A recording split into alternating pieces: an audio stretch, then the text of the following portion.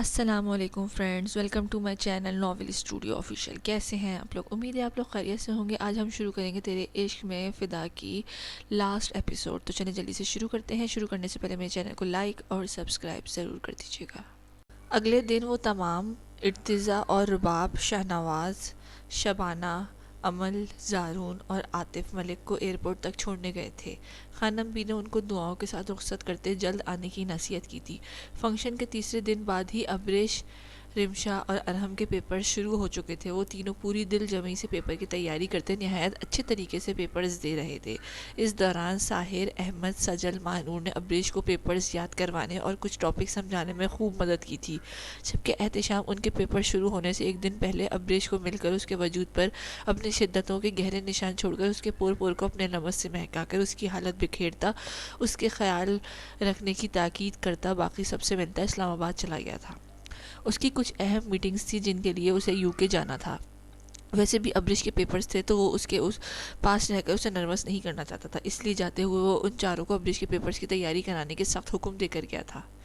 شہیر، عباس اور سرور کے ذمے عدیل کی سیوا کا کام لگایا گیا تھا۔ شہیر نے بھی اپنے سر کے ساتھ جانے کی خواہش ظاہر کی تھی، پر احتشام نے انکار کر دیا تھا۔ اسے اپنی بیوی کے ساتھ کچھ وقت گزارنا چاہیے، جس پر شہیر فقط سر ہلا کر رہ گیا تھا۔ بڑی اور چھوٹی حویلی والوں کی تمام تر اختلافات اور ناچاکیاں اختتام کو پہنچ چکی تھی۔ سب کے دلوں میں ایک دوسرے کے لیے بے پناہ محبت اور عقیدت اور عزت و تکریم درائی تھی۔ دونوں حویلی کے مکین ایک دوسرے پر جان مارتے تھے۔ ہر طرف خوشیوں کا سما تھا، اور ان خوشیوں میں مزید اضافہ سجل اور ماہنور کی پریگننسی نے کیا تھا کہ بڑی حویلی والوں نے پورے علاقے اور خاندان میں مٹھائیاں بانٹی تھیں۔ احمد اور ساحر کی خوشی ہی الگ تھی، اور موقع ملتے ہی انہوں نے اپنی بیویوں سے چمٹنے کو بےتاب رہتے تھے، اور وہ دونوں اپنے شوہروں سے خائف ہوتی ابریشی کمرے میں گھسی رہتی تھی، پر وہ بہانے سے ان کے کمرے میں بلا کر ہی دم لیتے تھے۔ احتشام نے 2-3 بار ان دونوں کو اسلام آباد بلایا تھا، پر وہ احتشام کے وقت مانگ لیتے تھے کہ انہیں کچھ مزید دن اپنی بیویوں کے ساتھ گزارنے، اور اب تو ان کے پاس اچھا خاصا بہانہ تھا۔ وہ اپنی بیویوں کو اس حالت میں چھوڑ کر اسلام آباد نہیں آ سکتے۔ وہ سکندر خان اور منصور کی مدد کے لیے ادھر ہی رہیں گے، جبکہ ان کے بہانے پر احتشام شدید تاؤ کھا کر رہ جاتا تھا۔ واپس آ کر ان کی سستی اور ہٹ دھرمی کو ختم کرنے کا ارادہ کر چکا تھا، جبکہ امریکہ میں موجود شبانہ اور شاہنواز کھل کر اپنے پل جی لیے تھے۔ جتنے سال شاہنواز اس سے دور رہا تھا، اتنے ہی وہ ان دونوں کے قریب رہ کر بیتے دنوں کی تمام تلخیاں بھلا کر اسے اپنی محبت کی بارش میں بھگو کر اس کے سنگ ہر پل ہر لمحہ جی رہا تھا۔ شبانہ بھول گئی تھی کہ کبھی شاہنواز اس سے دور بھی ہوا تھا، بلکہ اس کی ایک دوسرے کے لیے محبت مزید شدت اختیار کر گئی تھی، جبکہ امل اور زارون کی تو میں نے وہاں بھی جھنڈے گاڑے ہوئے تھے کہ دوسری جانب ارتضیٰ اور رباب بھی پرجوش انجوائے کر رہے تھے۔ ارتضیٰ نے ان دنوں رباب کے پور تھکا دیا تھا، اور اب رباب کا رونا غصہ اور کرنے پر وہ اسے کچھ دیر کے لیے باہر کے نظاروں کی سیر کرواتا، پھر خود کی ذات میں گم کرتا، ٹوٹ کر اس پر محبت کی بہتات کرتا۔ وہ اپنی بے پناہ محبت میں پور بھگو کر اس کو بے بس کر دیتا کہ وہ خود کو اس کے رحم و کرم پر چھوڑ دیتی، اور صبح تک اپنی منمانیاں کرتا رہتا۔ یہ چند دن رباب نے ارتضیٰ کی مدہوشی طاری کر دینے والی کدبرت میں گزار کے اچھی طرح سے ہنی مون کا مطلب سمجھ گئی تھی۔ وہ یہ بھی اس وقت سجل، ماہنور کیوں اسے اتنا چھیڑ رہی تھی، معنی خیز جملے کس رہی تھی، تو دوسری جانب شہیر اور بینش بھی بے پناہ محبت کی جگہ بنا چکی تھی۔ دونوں ایک دوسرے کو دیکھے بنا ایک پل نہیں گزارتے تھے، جبکہ نور، عباس، سرور اور رابعہ بھی ایک دوسرے کے ساتھ خوش و خرم تھے۔ نور اور عباس روز ہی فون پر آفتاب خان کا حال احوال بتلاتے تھے۔ عباس بہت اچھی طرح نور کا خیال رکھ رہا تھا۔ سرور خان رابعہ کا مکمل اپنا بنا کر اسے اپنے تحفظ کا احساس دلاتا، اس کی تمام تر وہم ختم کر گیا تھا کہ اس نے رابعہ پر کوئی طرز کھا کر اپنا سایہ فراہم کیا تھا، بلکہ اس سے بے پناہ محبت اور عقیدت سے احساس دلایا تھا، جس کا احساس اس نے ان چند دنوں میں رابعہ پر اپنی شدید محبت لٹا کر بخوبی دلایا تھا کہ وہ اس کی محبت پر دل سے ایمان لے آئی تھی اور خود اس کو اس کے حوالے کر گئی تھی۔ جبکہ عباس اور نور آج کل چھوٹی حویلی میں رہ رہے تھے، کیونکہ بی جان اور فیروز خان کی طبیعت اکثر خراب رہتی تھی۔ ارحم کے پیپرز تھے، تو ایسی صورت میں ان کا خیال رکھنے کے لیے وہاں رکے ہوئے تھے۔ آج ابریش کا آخری پیپر تھا، اور آج ہی احتشام سکندر خان بھی واپس آ رہا تھا۔ ابریش کے پیپرز کے بعد ارحم، رمشا اور امل اور زارون کی شادی کی ڈیٹ فکس ہونی تھی۔ چند دنوں میں وہ بھی اپنے تمام کام مکمل کر کے آنے والے تھے، اور پھر خان فیملی کی شایان شان ہائی پیمانے پر شادی کی تقریب منعقد ہونی تھی۔ گھر کی بڑی عورتوں نے تو ابھی سے شادی کی تیاریاں شروع کر دی تھی۔ نرگس بیگم اور ریرم بیگم نے بڑی حویلی کے ساتھ ساتھ چھوٹی حویلی میں بھی شادی کی تیاریاں انجام دے رہی تھیں، جبکہ بینش، رابعہ، نور ان کی تیاریوں میں بھرپور ہاتھ بٹا رہی تھیں۔ ماہنور اور اور سجل بھی پیش قدم تھی۔ جب ان دونوں کی فرسٹ پریگننسی کے بعد انہیں خود اٹھ کر پانی تک نہیں پینے دیا جاتا تھا، خانم بھی بھرپور طریقے سے ان کا خیال رکھ رہی تھی، جبکہ وہ دونوں اپنے بڑوں سے شرمائی سی رہتی تھیں۔ اس وقت وہ تمام عورتیں ہال میں صوفے پر براشمان شادی کے حوالے سے بات چیت میں مگن تھی، جبکہ مرد حضرات کہیں ضروری کام سے گئے ہوئے تھے، جبکہ خانم بھی سجل اور زرین کی پہلی پریگننسی کے حوالے سے خصوصی ہدایت دیتی ساتھ اپنے ہاتھوں سے ان کو فروٹ کھلا رہی تھی۔ ان کی ایک طرف مہنور تو دوسری طرف سجل براجمان تھی۔ خانم بی کو اپنی سب بچیوں سے بہت پیار تھا، پر ان پر ابرش اور احتشام تھے کہ جن میں خانم بی کی جان بستی تھی۔ اپنے بیٹے کی سگی اولاد نہ ہوتے ہوئے بھی ابرش انہیں بہت عزیز تھی۔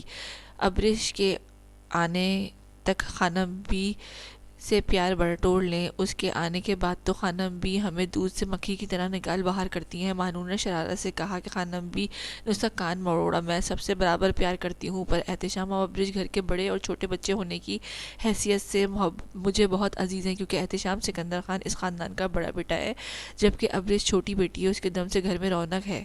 پر تم لوگ بھی کوئی کم نہیں ہو، تو میں تم سب میری اولاد، میرا قلب، میرا سکون ہو، تم سب کے دم سے میں ہوں، میرا وجود کا پور پور، اپنی آنکھوں میں ٹھنڈک، اپنے بچوں کے لیے دعا گو ہے۔ تم سب کی اپنی اپنی جگہ ہے اور کوئی کسی کی جگہ نہیں لے سکتا، ہر ایک کی اپنی حیثیت اور مرتبہ ہے، اور تم سب میرا دل ہو۔ خانم بھی نہایت متانیت بھرے انداز میں کہتی، ان کے اس دائیں بائیں اپنے شانوں سے لگاتی بولی تھی کہ بے ساختہ ان دونوں نے خانم بی کے گرد گھیرا مضبوط بنایا۔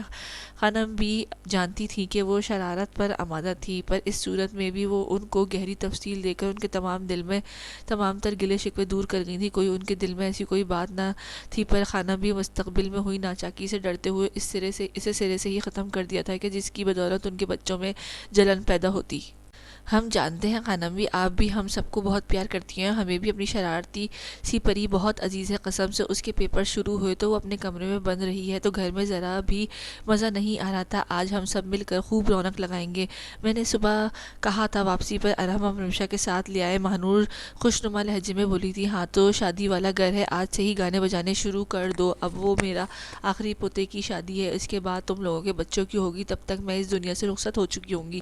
اللہ نہ کرے خانم بھی آپ کا سایہ ہم پر ہمیشہ سلامت رہے۔ سجل تڑپ اٹھی تھی جب ہی ان کے شانے پر لب رکھتی، گویا ہوئی، بہو آج ابرش کا آخری پیپر ہے، اس کی پسند کا کھانا تیار کرواؤ لو جی، کروا لو، بچی نے کتنے دن سے کچھ ڈھنگ کا کھانا نہیں کھایا، منہ امتحان کے پریشانی میں پڑھ کر اتنا سا منہ نکل آیا ہے۔ خانم بھی نرگس کو مخاطب کیا کہ وہ اور ارم بیگم اپنی تمام تر جڑاؤ زیور نکال کے بیٹھی دلہنوں کے لیے پسند کر رہی تھی۔ وہ دونوں دلہنوں کی پسند کو مد نظر رکھتے ان کے لیے کچھ بھاری اور کچھ نسبتاً نفیس جیولری علیحدہ کر رہی تھی کہ خانم بی کے کہنے پر نرگس بیگم نے مسکرا کر سر ہلایا اور اٹھ کر کچن کی جانب چل دی کہ وہ ملازمہ کو ہدایت دے سکیں۔ ہلکے گلابی رنگ کے پرنٹڈ شارٹ فراک اور وائٹ کیپری زیبتن کیے ہم رنگ ریشمی دوپٹہ گلے میں ڈالے، لمبے گھنے بالوں کی اونچی پونی ٹیل بنائے، شانے پر شولڈر تک ڈالے جو کہ بے ترتیبی سے جھول رہی تھی، وہ چہرے پر چمک لیے پرسکون سی ارحم رمشا کے ساتھ کھلکھلاتی ہوئی سٹنگ ایریا میں آئی تھی۔ سامنے ہی سجل، مہنور اور احمد براجمان گپے ہانک رہے تھے۔ احمد اور ساحر کچھ دیر پہلے ہی سکندر خان اور منصور خان کے ساتھ لوٹے تھے اور آتے ہی وہ خانم بی کے کمرے میں چلے گئے تھے۔ ابرش خوشی سے سجل اور مہنور کے گلے لگی تھی، تب تک ملازمہ بھی آ کر ابرش اور رمشا سے ان کی چادریں لے چکی تھی، جبکہ ارحم احمد سے ملنے لگا تھا اور سجل رمشا سے مل رہی تھی۔ خانم بھی کہاں ہے؟ ابرش نے مہنور سے پوچھا۔ اپنے کمرے میں کوئی ضروری بات کر رہی ہیں، میں مل کر آتی ہوں، ان کی بات کاٹ کر قدم کمرے کی جانب لیے۔ ارے ابرش رکو تو وہ ہڑبڑا کر ان تینوں نے ابرش کو روکنا چاہا تھا، پر وہ انسنی کرتی ان کے کمرے کی جانب بڑھ گئی تھی۔ وہ لمحوں میں دھیمی مسکراہٹ سجائے جیسے ہی ان کے کمرے کے دروازے کے قریب ہوئی تھی کہ ٹھٹک کر رکی تھی۔ عدیل ابرش سے ملنا چاہتا ہے، کمرے میں مردانہ بھاری آواز گونجی۔ ان کی آخری خواہش ہے کہ مرنے سے پہلے وہ ابرش کو دیکھنا چاہتا ہے، اس سے معافی مانگنا چاہتا ہے۔ کمرے سے آتی سکندر خان کی آواز نے اسے روکنے پر مجبور کر دیا تھا۔ وہ دھڑکتے دل ہمنگ بنی ان کی باتیں سننے لگی۔ ہرگز نہیں، میں ابرش کو اس سے نہیں ملنے دوں گی، اسے اس شخص سے بے خبر ہی رہنے دیں، یہی ہم سب کے لیے بہتر ہے، ورنہ ابرش کو سنبھالنا مشکل ہو جائے گا۔ خانم بھی ذرا سخت لہجے میں بولی تھی، جبکہ دروازے کے باہر کھڑی وہ دم سادے پور سماعت بنی ان کی باتیں سن رہی تھی۔ عدیل کون تھا جو اس سے ملنا چاہتا تھا؟ کہ اس کی آخری خواہش تھی، کس لیے معافی مانگنا چاہتا تھا، اور خانم بھی کیوں منع کر رہی تھی؟ اس کے ذہن میں مختلف سوالات کی بھرمار ہوئی تھی۔ لیکن مورے ہم ایک مرتے ہوئے شخص کی آخری خواہش تو پوری کر سکتے ہیں، آخر کو ابریش اس کا خون ہے، بیٹی ہے۔ اب کی بار منصور خان نے تجاہل عارفانہ سے کام لیتے ہوئے کہا تھا، جبکہ بند دروازے کی دوسری جانب کھڑی ابریش کو یکدم جھٹکا سا لگا تھا، اس کے کان سائیں سائیں کرنے لگے تھے، یوں محسوس ہوا جیسے کوئی دھماکہ ہوا ہو، حویلی کی چھت اس کے سر پر آن گری تھی۔ اس کے قدم لڑکھڑائے تھے، بے ساختہ اس نے ڈور لاک پر ہاتھ رکھ کر خود کو گرنے سے بچایا تھا، دل کی دھڑکن کسی خوف و ہراس میں ڈوبنے سے مدھم پڑتی جا رہی تھی کہ آخر کو ابریش اس کا خون ہے، بیٹی ہے، اس کی بیٹی ہے۔ جملہ اس کے دماغ میں کسی کیل کی مانند لگتا اسے بے تحاشا ذہنی اذیت سے دوچار کر گیا تھا۔ اگر وہ عدیل کی بیٹی تھی تو شبانہ شاہنواز کون تھے؟ ایک دم سے دماغ میں سوچیں ابھری تھی کہ چہرہ لٹھے کی مانند سفید پڑ گیا تھا۔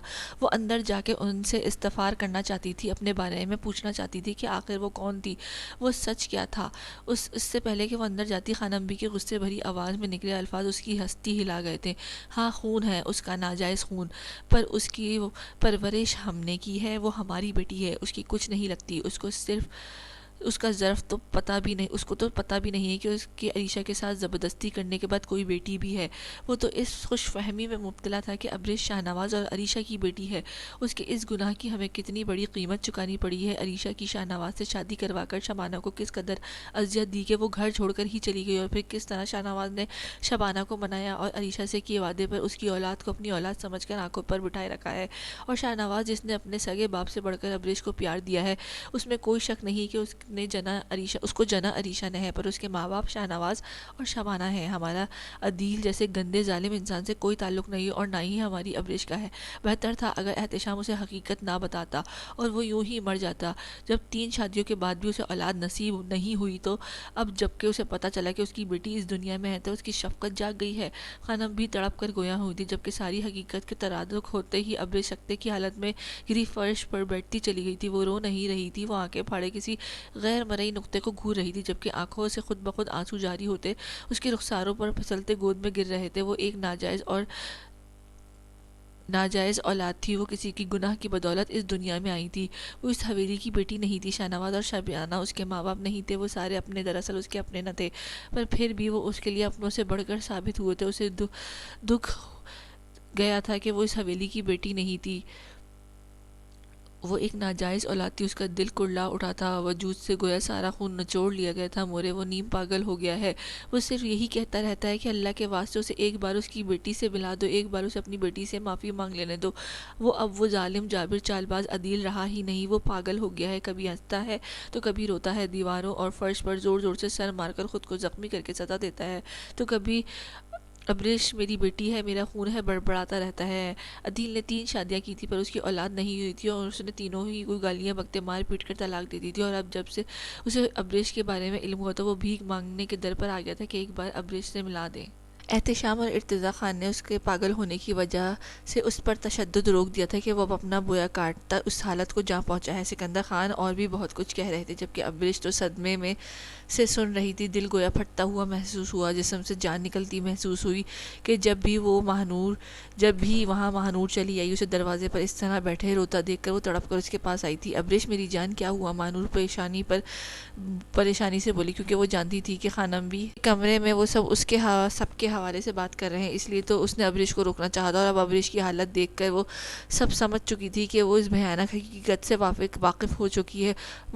میں تو بابا جان کی بیٹی ہوں، مورے کی بیٹی ہوں، میں ناجائز نہیں ہوں، نہ آپ ہی۔ ابریش مہنور کو دیکھ کر جھٹکے سے اس کے گلے لگتی بلک بلک کر روتی ہوئی بولی تھی، ہاں ہاں، تم ہماری جان ہو ابریش، تم زار چاچو اور شان چاچی کی بیٹی ہو۔ وہ اس کی حالت سمجھ کر پچکارتے اسے خود میں بھیچے بولی، نہیں نہیں، میں نہیں ہوں آپ کی، میں کسی کا گندا خون ہوں، پتہ نہیں میں کون ہوں، کون میرا ہے۔ وہ پاگلوں کی طرح روتی الٹی سیدھے الفاظ بول رہی تھی کہ جب یہ خانم بھی اور باقی سب ایک دم سے رونے اور چیخنا چلانا سن کر ہڑبڑی میں کمرے سے باہر آئے تھے کہ ابریش کو فرش پر بیٹھے مہنور کے گلے روتا دیکھ کر وہ سب تڑپ اٹھے تھے۔ بیٹا ابریش میری جان، سب کی پریشانی میں ڈوبی مختلف آوازیں گونجی تھیں۔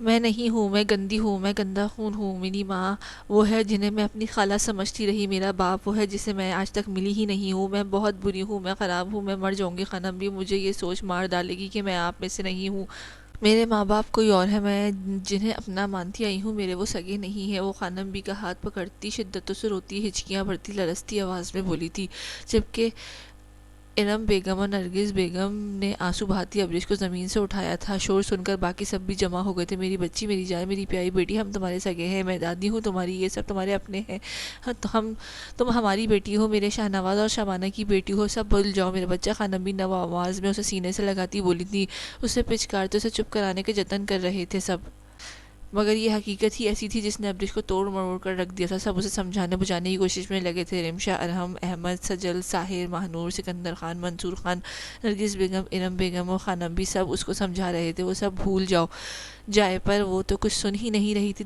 دماغ جیسے سن ہو گیا تھا۔ یہ نہیں کہ وہ ان سب سے بدگمان ہو گئی تھی، بلکہ اسے تو وہ سب اور عزیز ہو گئے تھے جنہوں نے حقیقت جان کر اسے اپنے سب بچوں سے زیادہ عزیز ہتھیلی کا چھالا بنایا ہوا تھا، اور اب اس حقیقت پر آشکار ہونے پر وہ سب تڑپتے اس کے پاس جمع ہو گئے تھے۔ وہ ہر حال میں اس کے پاس سے اس کے ساتھ تھے۔ اگر وہ ان کی بیٹی ہوتی تب بھی یہی پیار ہوتا، اور اب بھی انہوں نے کوئی کسر نہیں چھوڑی تھی، پر ابریش کے دل میں ہوک اٹھتی تھی۔ یہ حقیقت اس کے دل و دماغ پر ایک گہرا اثر چھوڑ گئی تھی۔ ابریش جلادنی، تم جلاد روپ میں اچھی لگتی ہو، اور دیکھو تمہاری ناک بہہ رہی ہے۔ ارحم نے جس انداز میں کہا تھا کہ شدت سے روتی ابریش کے چہرے پر مسکراہٹ در آئی تھی، آنکھوں میں آنسو اور لبوں پر مسکراہٹ سجائے وہ کتنی پیاری لگ رہی تھی کہ بے ساختہ نرگس بیگم ابریش کی سانس نے اسے خود میں بھیج کر اس کے ماتھے پر بوسا دیا تھا۔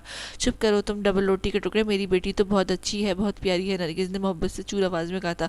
سب باری باری اس کے دل جوئی کر رہے تھے، اور وہ فقط ان کی سب اپنے ذہن میں پیدا ہونے والی غلط فہمیوں کو خیر بات کہہ چکی تھی، پر جو دل میں تھا وہ تو رہنا تھا، اور یہ بات وہ رہتی زندگی تک کبھی نہیں بھول سکتی تھی۔ البتہ انجان بن کر پہلے جیسے جی رہی تھی ویسے ممکن تھا، پر اس وقت اسے وقت درکار تھا۔ جب بھی وہ سب کے بیچ سے نکلتی ان کے روکنے کے باوجود اپنے پورشن کی سیڑھیاں چڑھنے لگی۔ رمشا نے اس کے پیچھے جانا چاہا کہ خانم بی نے سب کو روک دیا کہ فی الوقت اسے اکیلا چھوڑ دو، اتنی بڑی حقیقت پتہ لگنے کے بعد وہ اپنے حواسوں میں نہیں ہے، اسے کچھ وقت دو، وہ سوچ سکے کہ ہم نے اس سے پیار میں کبھی کوئی کمی کوتاہی نہیں برتی، اسے یہ سب قبول کرنے کے لیے، دوبارہ پہلے جیسا ہونے کے لیے اکیلا چھوڑ دو۔ خانم بھی سب کو روک کر سمجھایا، وہ سر ہلا کر رہ گئے، جبکہ ابریش اپنے کمرے میں بند ہو گئی تھی۔ اس کے جاتے ہی وہ سب پریشانی سے لاؤنج میں اپنی نشستوں پر براجمان احتشام کے غصے کے حوالے سے بات کر رہے تھے، جس کا پتہ لگتے ہی اس کا غصہ انتہاؤں کو پہنچ جانا تھا، کیونکہ اس نے ابریش کے سامنے عدیل کے متعلق کوئی بھی بات کرنے سے منع کیا تھا۔ وہ نہیں چاہتا تھا کہ ابریش کو اس کے بارے میں کچھ بھی پتہ چلے، اور اب وہ جب سب جان چکی تھی تو سب کو فکر لاحق ہو گئی تھی۔ 2-3 گھنٹوں بعد سب باری باری اس کے پاس گئے تھے، مگر ابریش نے کسی کی بھی دستک پر دروازہ نہیں کھولا تھا۔ دوپہر سے سپہر ہو چکی تھی۔ خانم بی نے سجل اور ماہنور کی طبیعت کے پیش نظر ان کے کمروں میں بھیج دیا تھا، جبکہ رمشا کچن میں نرگس اور ارم بیگم کی مدد کر رہی تھی۔ وہ ابریش اور احتشام کی پسند کے کھانے بنا رہی تھی۔ سکندر خان اور منصور خان مندار خانے چلے گئے تھے، جبکہ خانم بھی قرآن پاک کی تلاوت کے لیے اپنے کمرے میں بڑھ گئی تھی۔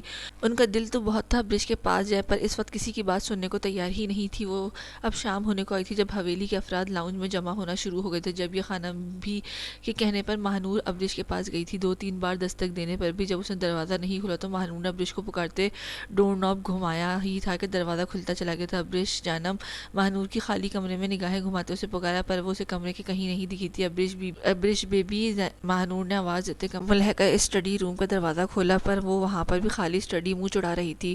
ابریش اب حقیقت میں سے اسے ماہنور کو پریشانی نے آن گھیرا تھا کہ وہ تیزی سے واش روم کی سمت بڑھی، پر وہ وہاں پر بھی موجود نہ تھی۔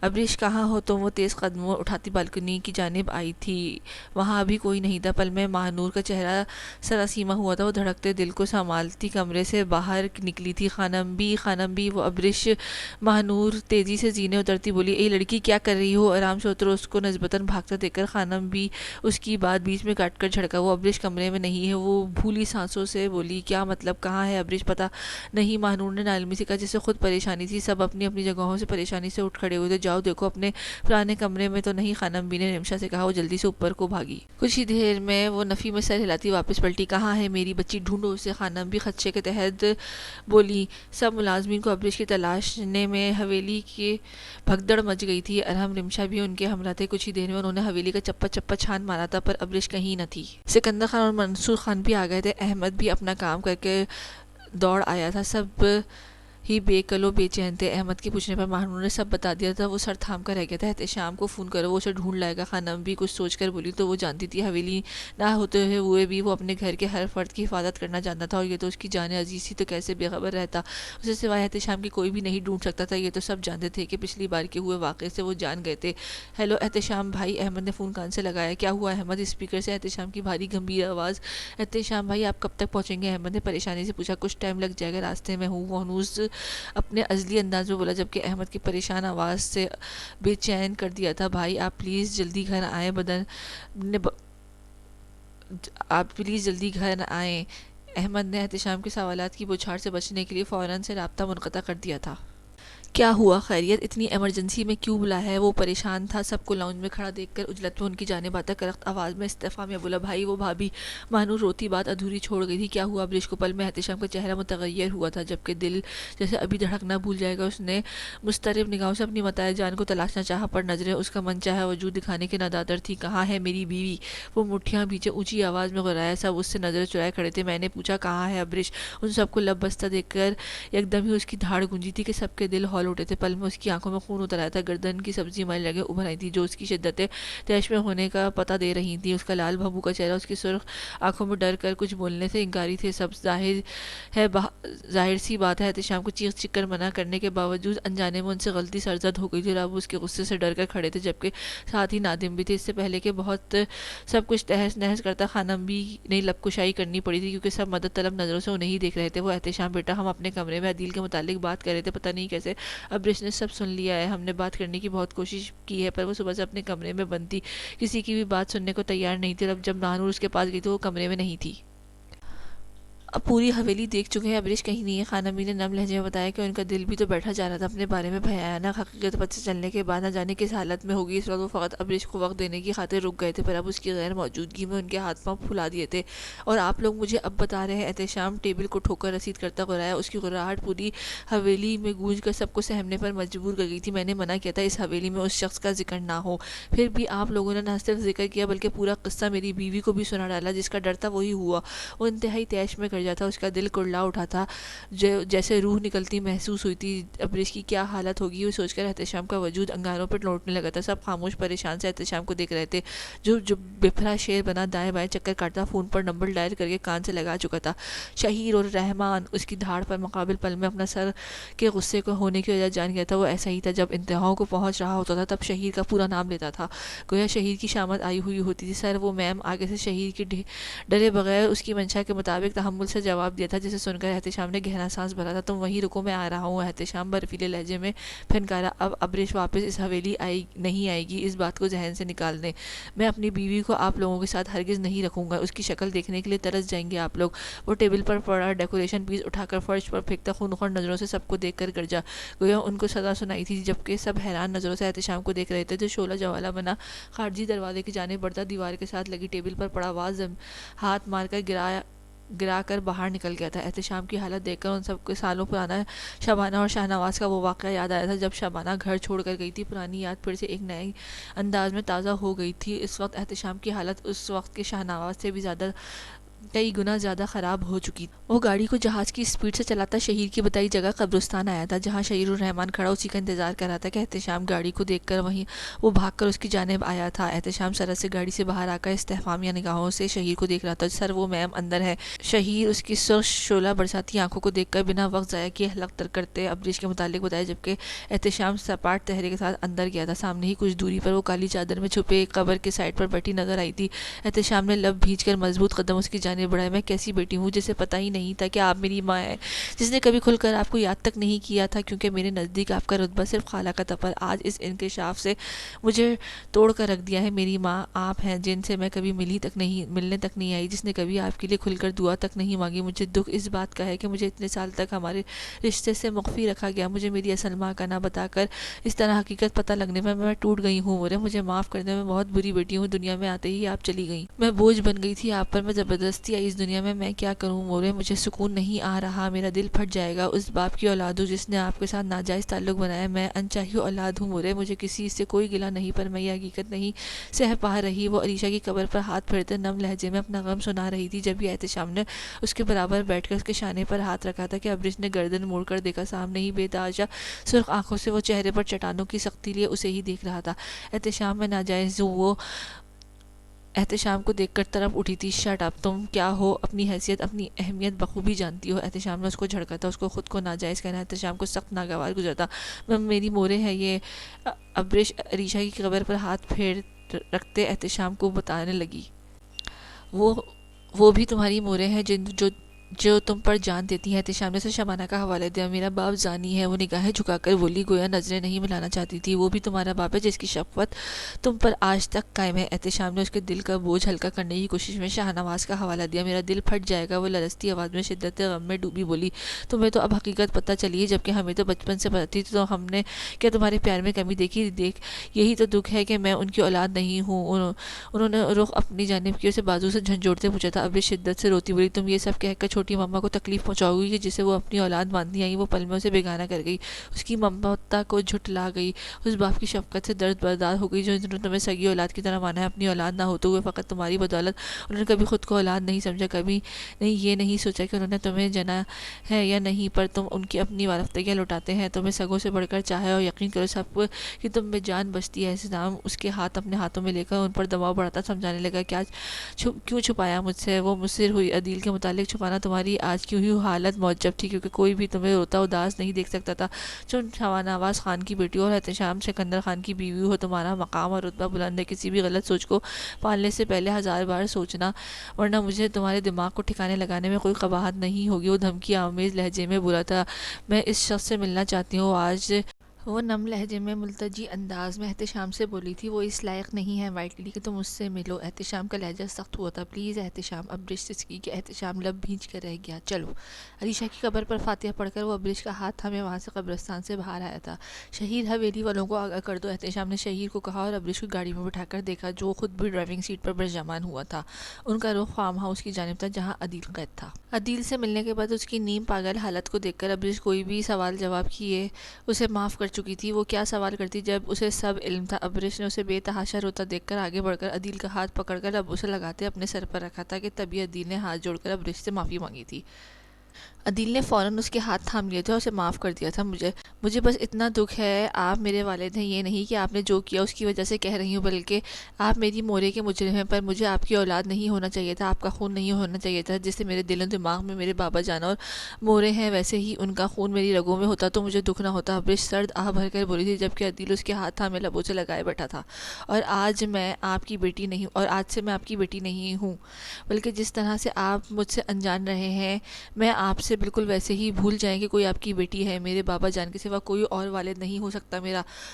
ابریش نے سنجیدہ لہجے میں کہتے اپنے ہاتھ چھڑوا لیے تھے۔ اندر سے اس کا دل لہو لہان ہو چکا تھا اپنے سگے باپ کو تہہ خانے میں اس طرح پھٹے پرانے کپڑوں میں زنجیروں سے جکڑا دیکھ کر۔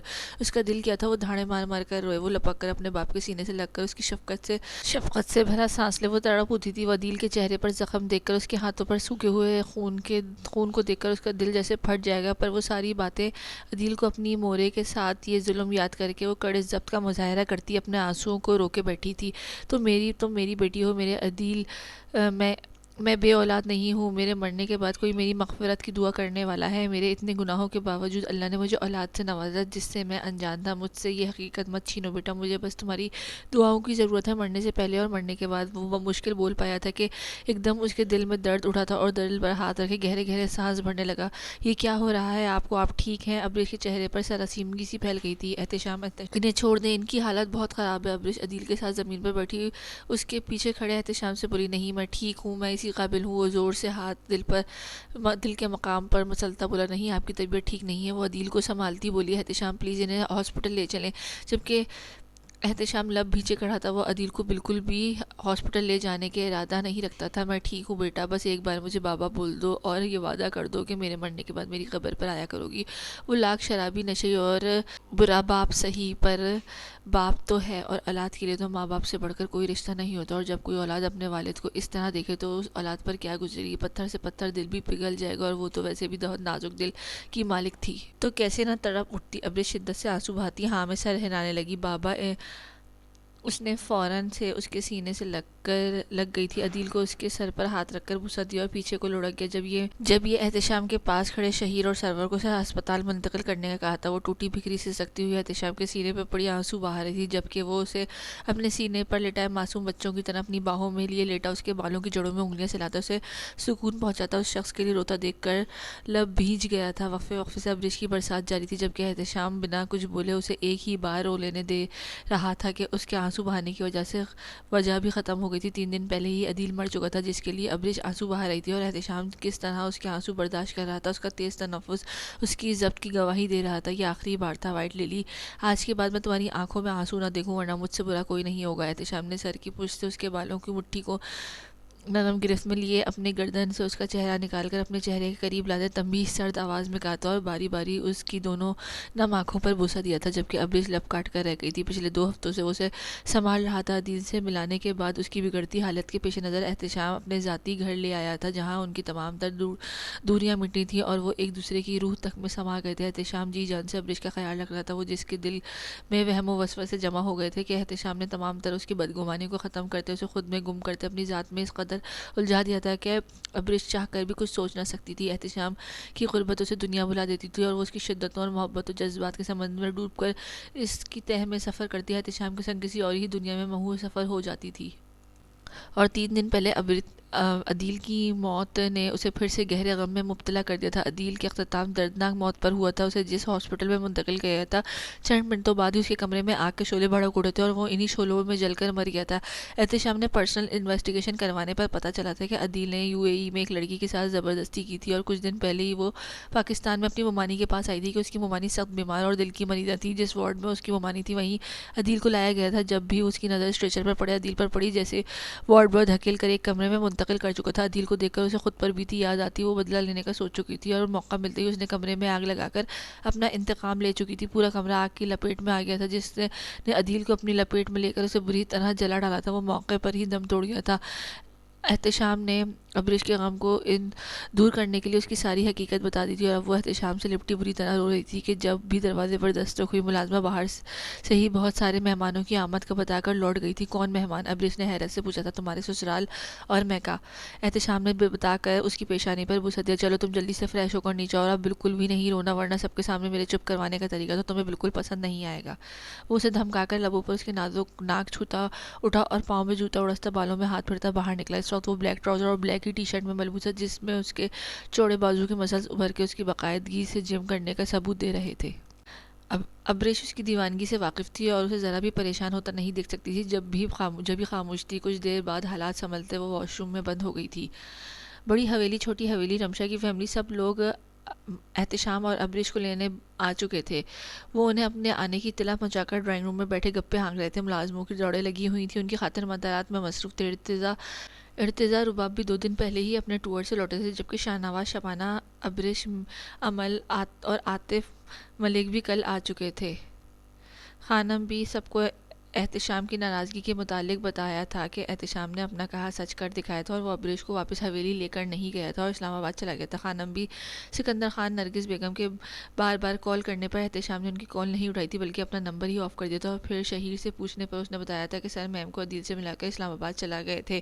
تب وہ لوگ مزید پریشان ہو گئے تھے کہ عدیل سے ملنے کے بعد نہ جانے ابریش کیسی ہوگی، پر احتشام پاس تھا۔ یہی تسلی تھی کہ ابریش کے احتشام کے سوا کوئی بھی نہیں سنبھال سکتا تھا، اور نہ ابریش احتشام کے علاوہ کسی کو ملنے والی تھی۔ انہیں تھوڑا وقت دینے کی خاطر وہ سب رکے ہوئے تھے، ورنہ تو دوسرے دن ان کے پاس پہنچ جاتے، پر کل رات ہی انہیں عدیل کی موت کا پتہ چلا تھا، اور وہ آج اپنی اپنی گاڑیوں میں سوار یہاں پہنچ چکے تھے کہ وہ ابریش کو اب مزارہ سا بھی غم بنانے کا موقع نہیں دینا چاہتے، جبکہ ارتضیٰ تو ابریش کی حالت کا سوچ کر بہت پریشان ہو گیا تھا، جسے رباب نے احتشام کی ابریش کے ساتھ موجودگی کا احساس دلا کر بڑی مشکل سے سنبھالا تھا، ورنہ تو وہ عدیل کو ہی ختم کرنے پر تلا تھا۔ اس کی وجہ سے اس کی بہن شدید غم سے دوچار ہو چکی تھی، پر ابریش کو یہ علم ہو جانے پر کہ عدیل کو ارتضیٰ اور اس کے پر تشدد کرتے رہے ہیں، اس لیے وہ خاموش تھی اور عدیل کو کچھ نہیں کہا تھا، کہ بلکہ احتشام نے تو ٹریٹمنٹ کے لیے اسپتال منتقل کروایا تھا، اور وہاں وہ اپنے کیے گئے ظلموں کی بنیاد پر کسی کے انتقام کی بھیٹ چڑھ چکا تھا۔ احتشام کو زینے سے آتا دیکھ کر سب ایک دم خاموش ہوئے تھے۔ السلام علیکم۔ احتشام نے سنجیدگی سے سب کو سلام کیا اور جا کر ارتضیٰ خان سے معانقہ کیا، ساتھ ہی رباب کے سر پر ہاتھ رکھ کر اپنے زار چاچو، چھوٹی مما، ارحم، زارون اور عاطف ملک سے مل کر، ہمشہ کی فیملی سے مل کر، باقی سب سے ناراضگی ظاہر کرتا ان سے ملا تک نہیں تھا، اور ارتضیٰ خان کے ساتھ بیٹھ کر اپنے باپ کی جانب متوجہ ہوا۔ کس لیے آنا ہوا؟ اس کے اس طرح کہنے پر سکندر خان کو سب کی محسوس ہوئی تھی۔ اس نے گھور کر اپنے بیٹے کو دیکھا۔ ہم اپنی بیٹی سے ملنے آئے ہیں، بلکہ لینے آئے ہیں۔ سکندر سکندر خان نے وجہ بتائی، اور اگر نہ ملنے دوں تو پھر میری اجازت کے بغیر لے کر جانا دور کی بات ہے۔ احتشام نے سنجیدگی سے کہا، تم ہمیں روک نہیں سکتے۔ سکندر خان برہم ہوئے، میرے پاس اسے روکنے کے تمام اختیارات ہیں، جبکہ اس معاملے میں ارتضیٰ اور شاہ نواز بالکل انجان بنے رہے کہ باپ بیٹے کی بات تھی اور میں اس کا بڑا پاپا ہوں۔ سکندر خان نے جتایا، اس لیے تو آپ لوگوں نے اس کو اتنا خیال رکھا کہ پوری دل جمی سے اسے A to Z ساری حقیقت سنا ڈالی۔ احتشام نے سب کو دیکھ کر گہرا طنز کیا، اس میں ہماری کوئی غلطی نہیں، ہم تو کمرے میں بات چیت کر رہے تھے۔ سکندر خان نے کہا، خیر اب آپ پر اتنا احسان کر سکتا ہوں کہ مل سکتے ہیں۔ احتشام نے احسان کرنے والے انداز میں کہا، ہم لینے آئے ہیں۔ سکندر خان نے اپنی بات پر زور دیا اور اپنی ضد کے پکے بیٹے کو دیکھا، وہ بات کی بات ہے۔ احتشام نے کندھے اچکائے، بیٹا ہمیں معاف کر دو اور گھر چلو، خان نبی نے عاجزی سے کہا، جبکہ احتشام نے بنا کوئی جواب دیے ابریش کو دیکھ رہا تھا جو ادھر ہی آ رہی تھی، جبکہ وہ بری طرح لڑکڑائی تھی اور سر تھام کر گرنے کے مقام پر تھی۔ ابریش! احتشام ایک دم اپنی جگہ سے اٹھ کر اس کی جانب بھاگا، اس کے اس طرح بھاگنے اور چلانے پر سب نے ہی دہل کر دیکھا تھا۔ اس سے پہلے کہ وہ گرتی، احتشام سرت سے اسے تھام چکا تھا، جبکہ وہ بے ہوش ہو کر اس کے بازو میں جھول گئی تھی۔ اس اچانک ہوئی افطار پر سب ہول کر اپنی جگہوں سے اٹھ کھڑے ہوئے تھے۔ وہ سب کوریڈور میں جمع تھے، جبکہ اندر لیڈی ڈاکٹرز کی پوری ٹیم ابریش کا چیک اپ کر رہی تھی۔ کچھ دیر بعد ڈاکٹر مسکراتی ہوئی باہر نکلی۔ احتشام سر ان کی جانب بڑھا، don't worry everything is fine, your wife is pregnant. Doctor نے مسکرا کر سب کے سروں پر خوشی کا بم پھوڑا تھا کہ جسے سن کر سب کے چہرے دمک اٹھے تھے اور عورتیں ساری ابریش کے کمرے کی جانب بڑھی، جبکہ مرد حضرات احتشام کو مبارکباد دیتے معانقہ کرنے لگے۔ خانہ بی کو اپنے احتشام کی اولاد دیکھنے کی کتنی تمنا تھی کہ انہیں سجل اور مانور کی پریگننٹ ہونے سے بھی زیادہ خوشی ابریش کے لیے ہو رہی تھی، اور وہ ڈھیروں نوٹ ابریش کے سر پر وار کر ملازموں کو دے چکی تھی۔ احمد اور ارحم لیڈی ڈاکٹرز کو دروازے تک چھوڑنے آئے تھے اور باقی سب ان سب کے کمروں میں ڈیرا لگائے بیٹھے تھے۔ بڑی عورتیں ساری ابریش کے پاس بیڈ پر برجمان تھیں، جبکہ لڑکیاں ایک طرف کھڑی ہنسی مذاق کر رہی تھیں۔ بڑے سب صوفوں پر برجمان تھے، جبکہ لڑکے فلور کشنز پر بیٹھے تھے۔ احتشام اور ارتضیٰ خان ایک جانب کھڑے اپنی اپنی بیویوں کو معنی خیز نظروں سے گھور رہے تھے۔ احتشام اپنی بیوی کے پاس جانے کو بےتاب تھا، جبکہ ارتضیٰ بھی رباب کی اولاد کی تمنا آنکھوں میں لیے ایسے ہی کسی خوشخبری کا خواہاں تھا۔ کچھ ہی دیر میں حارث اور آمنہ بھی آ چکے تھے۔ سب عمر کو بے تحاشا پیار کر رہے تھے۔ مبارک ہو جناب، عہدہ ملنے والا ہے آپ کو۔ حارث شریف مسکراہٹ منہ ہونٹوں پر جمائے احتشام کے گلے لگا تھا، جبکہ احتشام لاتعلق بنا رہا، گویا حارث کو جانتا تک نہ ہو۔ حارث کندھے اچکاتا ارتضیٰ خان کے ساتھ محو گفتگو کی خوشی کی پرمسرت موقع پر خان نبی، ارحم اور امشا کی شادی کی تاریخ بھی دے دی اور فیروز خان کے ساتھ مشورے سے طے کر دی گئی تھی، جبکہ ابریش جس نے رو رو کر برا حال کر لیا تھا، اب اتنی بڑی خوشی ملنے پر وہ بھی بہتر محسوس کری تھی، ساتھ ہی سب سے شرما بھی رہی تھی۔ اسے سب سے زیادہ شرم تو احتشام کی معنی خیز نظروں سے آ رہی تھی، جو اسے خود میں بھیجنے کو بےتاب تھا، مگر سب کی موجودگی میں وہ اپنی جان حیات سے بمشکل دوری برداشت کر رہا تھا۔ حویلی آتے ہی شادی کی تیاریاں شروع کر دی تھیں۔ سب احتشام اور ابریش کو ساتھ لے آئے تھے۔ بینش، رابعہ اور نور بھی بڑی حویلی آ گئی تھی۔ سکندر خان نے پورے علاقے میں مٹھائیاں تقسیم کی تھیں۔ خان نبی، نرگس، ارم، شبانہ بیگم، بی جان اور امشا کی والدہ کلثوم سب خان نبی کے کمرے میں بر جمع تھی، جبکہ فیروز خان، سکندر خان، منصور خان، احتشام خان، ارتضیٰ خان اور حارث مردان خانے میں موجود تھے، جہاں کچھ سیاسی جماعتوں کے مہمان سکندر خان سے ملنے آئے ہوئے تھے، جبکہ باقی پارٹی ہال میں برجمان ہلے گلے میں مصروف تھی۔ احمد، ارحم، ساحر، طاہون کا پشتو گانے پر بھنگڑا جاری تھا۔ شہیر، سرور خان اور عباس ان کو یوں بے قابو ہوتا دیکھ کر تھامنے میں مصروف تھے۔ لڑکیوں کا ان کو یوں پاگلوں کی طرح ناچتے دیکھ کر ہنس ہنس کر برا حال تھا۔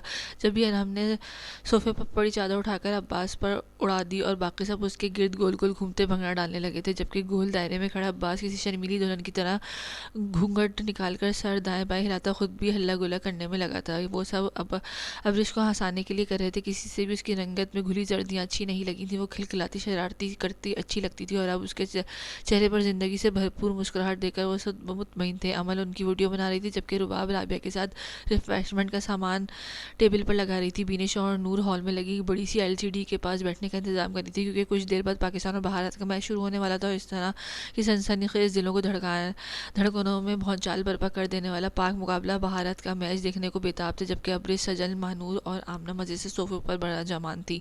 ابریش عمر کو گود میں لیے لڑکوں کی جانب متوجہ تھی، اور عمر بھی چھوٹے چھوٹے ہونٹوں پر خوبصورت مسکراہٹ لیے ان کو دیکھ رہا تھا۔ جب ہی احمد نے آگے بڑھ کر عمر کو گود میں بھر لیا تھا، اور اسے لیے باقی لڑکوں کے ساتھ دینے لگا۔ کچھ ہی دیر بعد تمام افراد ہال میں جمع ہو گئے تھے، نظریں بڑی سی اسکرین پر مرکوز کر چکے تھے۔ میچ شروع ہو چکا تھا اور سب کے دلوں کی دھڑکنوں میں بھی تیزی بڑھتی جا رہی تھی۔ جیسے ہی چھکا چوکا لگتا، ساری پارٹی کا نعرہ بلند ہوتا، اس طرح نعرے بازی کرتے اور ہمیشہ کی طرح آخری اوور میں اپنی ٹیم پاکستان کے لیے دعا کرتے ہوئے پاکستان کو جتوا چکے تھے کہ آخری بال آصف علی کا چھکا مار کر میچ جتوانے پر لڑکے لڑکیوں کا یاہو کا نعرہ بلند ہوتا۔ سب ایک دوسرے سے ملتے نہایت خوش لگ رہے تھے، گویا قیمتی خزانہ مل گیا، اور رات دیر تک گپے شب اور میچ پر تبصروں میں مصروف رہتے، جب بھی خانم بھی پہلے ابریش اور سجل مہنور کو ان کے کمروں میں آرام کے لیے بھیج چکی تھی، جبکہ رات کافی دیر بعد احتشام، حارث، ارتضیٰ کوئی ضروری کام نمٹا کر اب لوٹے تھے اور خانم بھی کے کہنے پر اپنے اپنے کمروں کی جانب بڑھ گئے تھے۔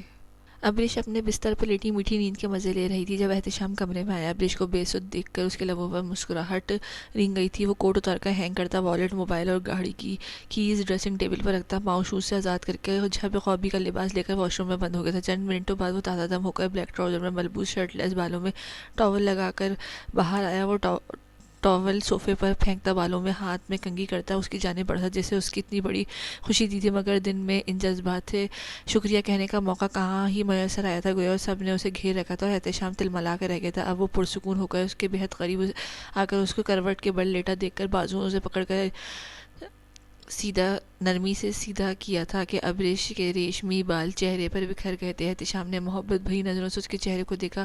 اس کے چہرے پر زلفوں کا سایہ گویا بادلوں کی اوٹ میں آدھا چاند چھپ دکھلا رہا تھا۔ احتشام کو وہ دنیا کا خوبصورت نظارہ لگا تھا۔ اس نے جھک کر اس کی پیشانی کو لبوں سے چھوا تھا۔ شکریہ میری جان۔ وہ اس کی نیند کا خیال کر کے ہولے سے بڑبڑایا تھا کہ وہ انتہائی قریب کونی کے بل لیٹ کر احتشام نے ابریش کے پیٹ پر ہاتھ رکھا تھا، جہاں اس کی ننھی جان اس کی محبت عشق کی نشانی پرورش پا رہی تھی۔ احتشام کا دل خوبصورت احساس سے دھڑک اٹھا تھا۔ یہ جذبہ بہت انوکھا اور سرشاری و محبت سے لپٹا تھا کہ اپنی اولاد کا تصور کر کے اس کے دل میں پھول کھل اٹھے تھے۔ کچھ ماہ بعد ایک ننھی سی جان اس دنیا میں آنا تھی جو احتشام سکندر خان کا غرور، اس کا مان اور فخر ہونی تھی۔ احتشام نے بے ساختہ جھک کر اس کے شکم پر لب رکھے تھے۔ یکدم وہ بے تاب سا ہوا تھا جیسے وہ ابھی اپنے بچے کو سینے سے بھینچ لینا چاہتا ہو۔ وہ بار بار اس کے پیٹ پر بوسہ دیتا ہے، گویا اپنے بچے کو محسوس کر کے اسے بوسہ دے رہا ہو۔ میرا بچہ، اس کی ہلکی آواز میں لیتے اپنے بچے سے پیار کرنے کے بعد وہ ابریش کو اپنی آغوش میں بھر کر اسے سینے پر لٹا چکا تھا۔ یہ سارا دن کی بھاگ دوڑ کے بعد وہ ابریش کو اٹھانے کا ارادہ نہیں رکھتا تھا، بلکہ صبح ہی وہ اس کا حساب کتاب لینے کا ارادہ کر چکا تھا، کیونکہ آج سارا دن ابریش نے احتشام کو قریب بھی نہیں آنے دیا تھا کہ وہ خانم بھی اور شبانہ کے ساتھ چپکی رہی تھی اور رات اس کے آنے سے پہلے ہی سو گئی تھی۔ احتشام اس کی تھوڑی چوم کر اس کی شدت کو گرفت مضبوط کیا۔ ابریش کی گردن میں چہرہ چھپا کر اس کی خوشبو میں گہرے گہرے سانس بھرتا آنکھیں موند گیا تھا۔